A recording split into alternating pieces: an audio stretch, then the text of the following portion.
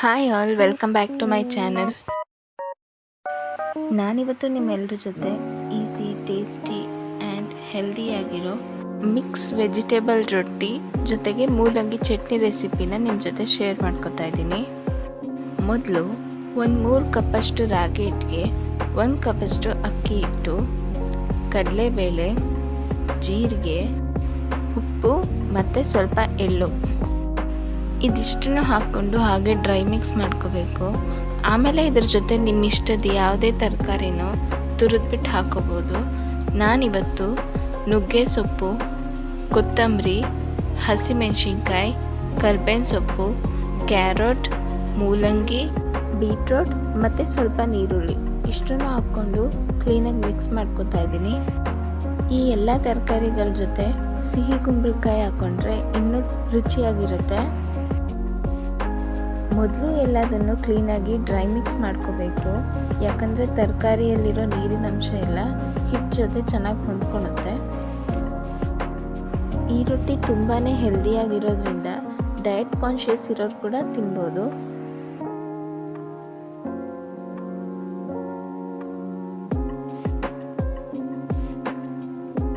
ನೋಡಿ, ಇವಾಗೆಲ್ಲನೂ ಚೆನ್ನಾಗಿ ಮಿಕ್ಸ್ ಆಗಿದೆ.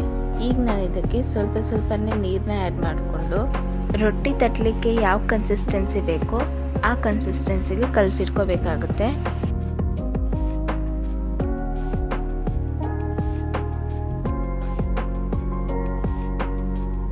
ನೋಡಿ, ಹಿಟ್ಟು ಈ ಕನ್ಸಿಸ್ಟೆನ್ಸಿಗೆ ಬರೋವರೆಗೂ ಕಲಿಸ್ಕೊಂಡು ಆಮೇಲೆ ಸ್ವಲ್ಪ ಆಯಿಲ್ ಹಾಕ್ಕೊಂಡು ಚೆನ್ನಾಗಿ ನಾದ್ಕೋಬೇಕು.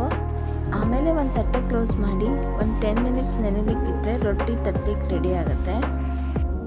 ಆ 10 ಮಿನಿಟ್ಸ್ ಗ್ಯಾಪಲ್ಲಿ ಚಟ್ನಿ ಮಾಡ್ಕೊಳ್ಳೋಣ. ಒಂದು ಬಾಣಲಿ ಇಟ್ಕೊಂಡು ಬಾಣಲಿಗೆ ಸ್ವಲ್ಪ ಆಯಿಲ್ ಹಾಕ್ಕೊಂಡು ಆಯಿಲ್ ಕಾದ್ಮೇಲೆ ಕಡಲೆಬೇಳೆ, ಉದ್ದಿನಬೇಳೆ, ಸಾಸಿವೆ, ಜೀರಿಗೆ, ಒಣಮೆಣಸಿನ್ಕಾಯಿ, ಬೆಳ್ಳುಳ್ಳಿ, ಸ್ವಲ್ಪ ಮೆಂತೆ, ಧನಿಯಾ ಬೀಜ ಇಷ್ಟನ್ನು ಹಾಕ್ಕೊಂಡು ಚೆನ್ನಾಗಿ ಫ್ರೈ ಮಾಡ್ಕೋಬೇಕು.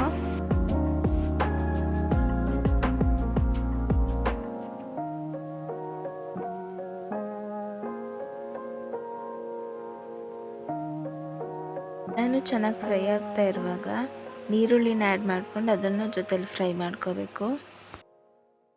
ಆಮೇಲೆ ಸ್ವಲ್ಪ ಹುಣಸೆಹಣ್ಣು, ಕೊತ್ತಂಬರಿ, ಕರ್ಬೇವಿನ ಸೊಪ್ಪು, ಟೊಮೆಟೊ ಇಷ್ಟನ್ನು ಹಾಕ್ಕೊಂಡು ಚೆನ್ನಾಗಿ ಮೆತ್ತಗಾಗೋವರೆಗೂ ಬೇಯಿಸ್ಕೋಬೇಕು.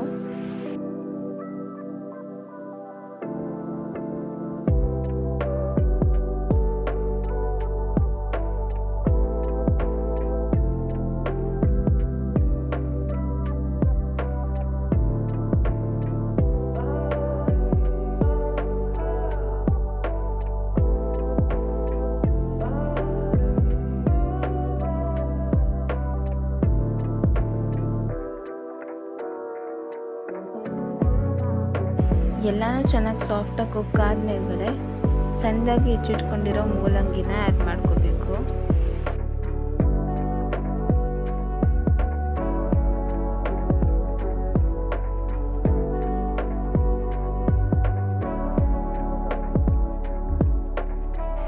ಮೂಲಂಗಿ ಚೆನ್ನಾಗಿ ಬೇಯಲಿಕ್ಕೋಸ್ಕರ ಒಂದು ಸ್ವಲ್ಪ ಸಾಲ್ಟ್ ಆ್ಯಡ್ ಮಾಡ್ಕೋಬೇಕು.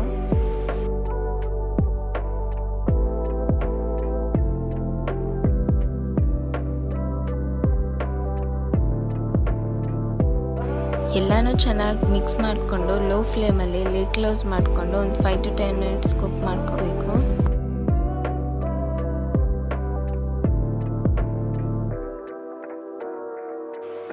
ನೋಡಿ, ಈಗ ಮೂಲಂಗಿ ಎಲ್ಲನೂ ಚೆನ್ನಾಗಿ ಕುಕ್ ಆಗಿದೆ. ಇವಾಗ ನಾವು ಇದನ್ನು ಆರ್ಲಿಕ್ಕೆ ಬಿಟ್ಟು ಆಮೇಲೆ ಮಿಕ್ಸಿ ಜಾರ್ಗೆ ಹಾಕ್ಕೊಂಡು ಫೈನ್ ಪೇಸ್ಟಾಗಿ ರುಬ್ಕೋಬೇಕು. ರುಬ್ಬಿಟ್ಕೊಂಡ್ಮೇಲೆ ಚಟ್ನಿಗೆ ಒಗ್ಗರಣೆಗೆ ಅದೇ ಬಾಣಲಿಗೆ ಸ್ವಲ್ಪ ಆಯಿಲ್ ಹಾಕ್ಕೊಂಡು ಆಯಿಲ್ ಕಾದ್ಮೇಲೆ ಕಡಲೆಬೇಳೆ, ಸಾಸಿವೆ, ಜೀರಿಗೆ, ಕರ್ಬೇವಿನ ಸೊಪ್ಪು ಮತ್ತು ನೀರುಳ್ಳಿ ಇಷ್ಟನ್ನು ಹಾಕ್ಕೊಂಡು ಚೆನ್ನಾಗಿ ಫ್ರೈ ಮಾಡ್ಕೋಬೇಕು.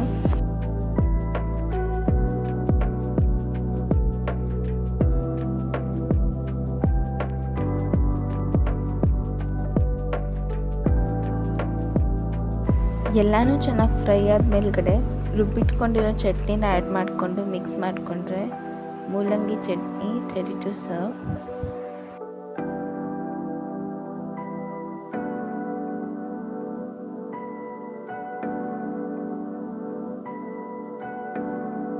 ಹಿಟ್ಟನ್ನು ಕಲಸಿಟ್ಟು 10 ಮಿನಿಟ್ಸ್ ಆದಮೇಲ್ಗಡೆ ಈ ಥರದೊಂದು ಬಟರ್ ಪೇಪರ್ ತೊಗೊಂಡು ಅದಕ್ಕೆ ಸ್ವಲ್ಪ ಆಯಿಲ್ ಗ್ರೀಸ್ ಮಾಡಿಕೊಂಡು ಒಂದಿಷ್ಟು ಹಿಟ್ಟು ತೊಗೊಂಡು ಕ್ಲೀನಾಗಿ ತೆಳ್ಳಗೆ ತಟ್ಕೋಬೇಕು. ನೋಡಿ, ಈ ಥರ ಬಟರ್ ಪೇಪರ್ ಇದ್ದರೆ ತುಂಬಾ ಈಸಿಯಾಗಿ ರೊಟ್ಟಿನ ಮಾಡ್ಕೋಬೋದು.